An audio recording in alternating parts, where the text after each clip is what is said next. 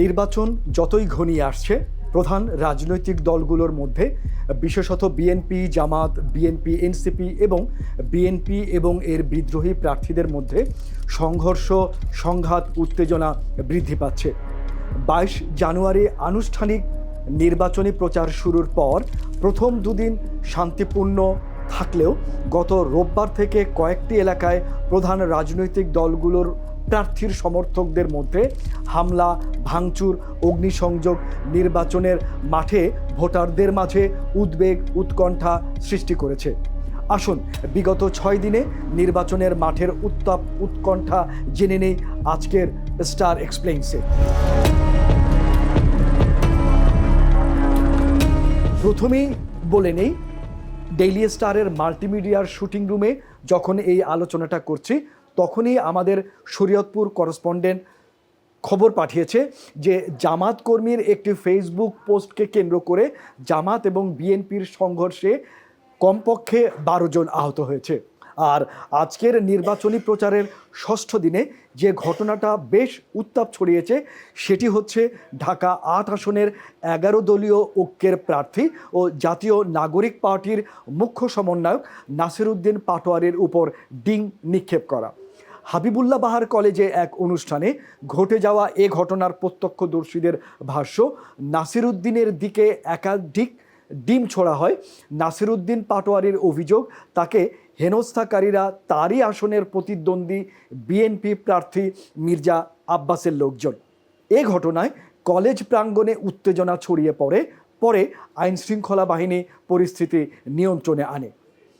ডিম নিক্ষেপের ঘটনায় অনুষ্ঠান স্থল ত্যাগ করে শান্তিনগরে অবস্থান কর্মসূচি পালন করেন নাসির উদ্দিন পাটোয়ারি। এদিকে সংবাদ সম্মেলন করে সেখানে সাংবাদিকদের তিনি বলেন, সাধারণ শিক্ষার্থীরা কলেজে তাদের ফুল দিয়ে বরণ করে নেওয়ার পর ছাত্রদলের নেতাকর্মীরা তাদের উপর হামলা করে। এই ঘটনার পর তারা আর কিছুই করবেন না, শুধুই 12ই ফেব্রুয়ারি পর্যন্ত অপেক্ষা করবেন বলে পাটোয়ারি সাংবাদিকদেরকে জানিয়েছেন। নাসির উদ্দিন পাটোয়ারির উপরে ডিম নিক্ষেপের ঘটনা এটি প্রথম নয়। 23 জানুয়ারি রাজধানীর সিদ্ধেশ্বরী এলাকায় একটি পথসভায় নাসির উদ্দিন পাটোয়ারির উপর নোংরা পানি ও ডিম নিক্ষেপ করা হয়। এদিকে একটি সংবাদ সম্মেলনে নাসির উদ্দিন পাটোয়ারির উপরে হামলার অভিযোগ তুলে এনসিপির আহ্বায়ক নাহিদ ইসলাম হুঁশিয়ারি দিয়ে বলেছেন, যদি তাদের প্রার্থীদের উপরে আঘাত হয় তবে পাল্টা আঘাত আসবে। এক দলের প্রার্থীদের দিকে ডিম নিক্ষেপ করা হলে অন্য দলের প্রার্থীদের উপরেও ডিম পড়বে বলে তিনি হুঁশিয়ারি দেন। ঢাকা 18 আসনের প্রার্থী আরিফুল ইসলাম আদিবের উপরও বিএনপি নেতাকর্মীরা হামলা চালিয়েছেন অভিযোগ তোলেন নাহিদ ইসলাম। সংবাদ সম্মেলনে নাসির উদ্দিন পাটোয়ারি তারেক রহমানের কাছে মির্জা আব্বাসকে দলীয় শৃঙ্খলা ভঙ্গের অভিযোগে বহিষ্কারের দাবি জানান।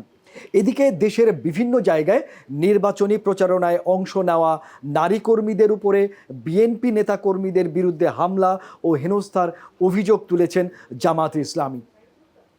এর প্রতিবাদে দলটি 31 জানুয়ারি সোহরাওয়ার্দী উদ্যানে নারী সমাবেশের ঘোষণা দিয়েছেন। দলটির নায়েবে আমির ডক্টর সৈয়দ আবদুল্লাহ মোহাম্মদ তাহের অভিযোগ করেছেন, দেশের অন্তত 9টি জায়গায় জামাতের নারী কর্মীদের উপর হামলার পাশাপাশি তাদের হেনস্থা করার চেষ্টা করা হয়েছে। এ ব্যাপারে তার ভাষ্য, নির্বাচনে জামাতে ইসলামের নারীরা খুবই অ্যাক্টিভ। তাদের নারীরা বাড়ি বাড়ি ভোটারদের সঙ্গে কথা বলছেন, ভোট চাইছেন, ঠিক যেমনটা পুরুষ কর্মীরাও চান। তার ভাষ্য, জামাতকে নারীরাই বেশি ভোট দিবে কারণ তারা শান্তিপ্রিয় দল। তাদের যারা প্রধান প্রতিপক্ষ, বিএনপির নাম উল্লেখ না করে তাহের আরও বলেন, তাদের যারা প্রধান প্রতিপক্ষ সেই বিএনপি বুঝেছে যে জামাতের নারীরা তাদের পুরো দলের কার্যক্রমের চেয়ে এগিয়ে, তাই সারা দেশে নারীদের উপরে হামলা, হেনস্থা ও ভয়ভীতি ছড়ানো হচ্ছে। এ সময় ধর্মীয় বয়ানের মোড়কে জামাতের নারী কর্মীদের ভোট চাওয়ার অভিযোগ প্রসঙ্গে তাহের বলেন, স্পষ্ট আচরণবিধি মেনেই তারা তাদের আদর্শের কথা বলছেন এবং এখানে মোড়কের কিছু নেই।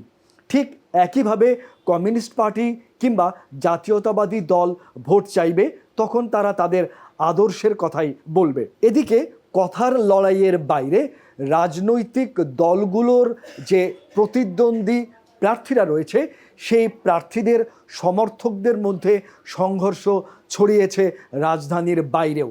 সিরাজগঞ্জ ২, যেটি সদর এবং কামারখন্দ নিয়ে গঠিত, সেই সংসদীয় আসনে বিএনপি ও জামাতের নেতাকর্মীদের সংঘর্ষে অন্তত ১০ জন আহত হয়েছে, যার মধ্যে ২ জনের অবস্থা আশঙ্কাজনক। স্থানীয় বাসিন্দাদের ভাষ্য, ছাত্রদল জামাতের পাল্টাপাল্টি মিছিল এলে হঠাৎ দুপক্ষ সংঘর্ষে জড়িয়ে পড়ে। এদিকে পটুয়াখালী ৩ আসনের দশমিনায় বিএনপির জোট প্রার্থী ও গণ অধিকার পরিষদের সভাপতি নুরুল হক নূর ও বিএনপি থেকে বহিষ্কৃত স্বতন্ত্র প্রার্থী হাসান মামুনের নির্বাচনী কার্যালয়ে পাল্টাপাল্টি হামলা ও ভাঙচুরের ঘটনা ঘটেছে। পাগলা বাজারে নূর ও হাসান মামুনের নির্বাচনী অফিস পাশাপাশি। স্থানীয়রা বলছেন, প্রচারণা চালানো নিয়ে উভয় পক্ষের মধ্যে উত্তেজনা থেকে এক পর্যায়ে একে অপরের উপর লাঠিসোঁটা নিয়ে হামলা চালায়। ভাঙচুর করা হয় নির্বাচনী কার্যালয়ে থাকা বেশ কিছু চেয়ার টেবিল ও আসবাবপত্র। হামলার ঘটনায় এক পক্ষ অপর পক্ষকে দায়ী করেছেন।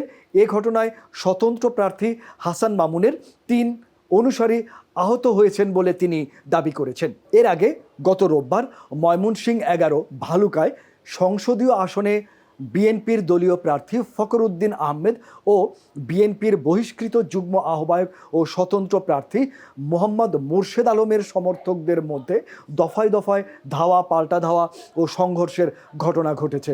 এতে উভয় পক্ষের একাধিক কার্যালয়ে ভাঙচুর ও অগ্নিসংযোগের পাশাপাশি অন্তত ২০ জন আহত হন। আবার একই দিনে আলমডাঙ্গা উপজেলার যুগির হুদা গ্রামে বিএনপি ও জামাতের সমর্থকদের মধ্যে সংঘর্ষে অন্তত ১৫ জন আহত হয়েছেন। লালমনিরহাট ১, যেটি হাতীবান্ধা এবং পাটগ্রাম নিয়ে গঠিত, সেই আসনে রবিবার হাতীবান্ধা উপজেলার টংভাঙা ইউনিয়নের কসাইটারি গ্রামে নির্বাচনী গণসংযোগকে কেন্দ্র করে জামাত ও বিএনপির কর্মী সমর্থকদের মধ্যে ধাওয়া পাল্টা ধাওয়া ও সংঘর্ষের ঘটনা ঘটে। এতে উভয় পক্ষের অন্তত ১১ জন আহত হন।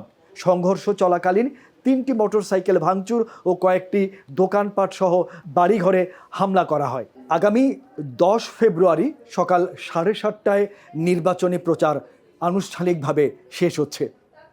এই যে কদিন আছে, ১৪ দিন, এই ১৪ দিন দেখার বিষয় নির্বাচনের এই উত্তাপ, এই সংঘাত, সংঘর্ষ কোন দিকে গড়ায়।